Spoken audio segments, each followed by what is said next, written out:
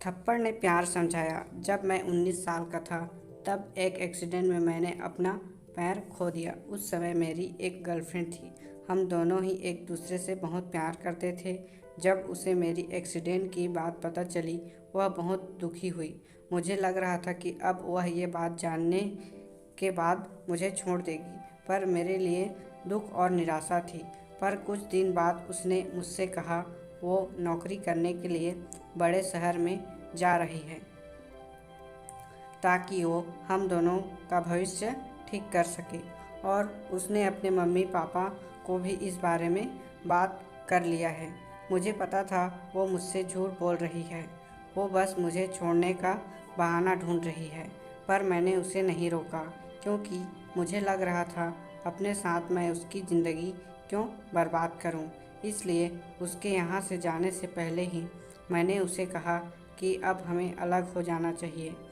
मैंने थोड़ा भला बुरा कह के उससे अलग हो गया और सच में 2-3 दिन में वह दूसरे शहर चली गई। अब मैं समझ गया कि मुझे अब उसे भूलना ही होगा और धीरे धीरे उसकी यादें कम होने लगी।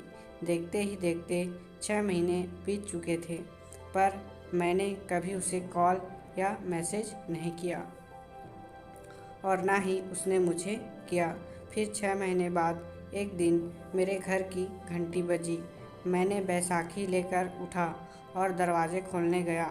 दरवाज़ा खोला तो वो मेरे सामने खड़ी थी। मैं कुछ बोल पाता इससे पहले उसने मुझे एक ज़ोर का थप्पड़ मारा। उसके बाद उसने मुझे गले लगाकर कहा, मैं तुमसे अलग नहीं थी, बस तुमसे कुछ समय के लिए दूर चली गई थी। मैंने अस्पताल में तुम्हारे पैर के इलाज के लिए बात किया है। कृत्रिम अंग के लिए सारा पैसा मैंने दे दिया है। कल हम हॉस्पिटल जा रहे हैं।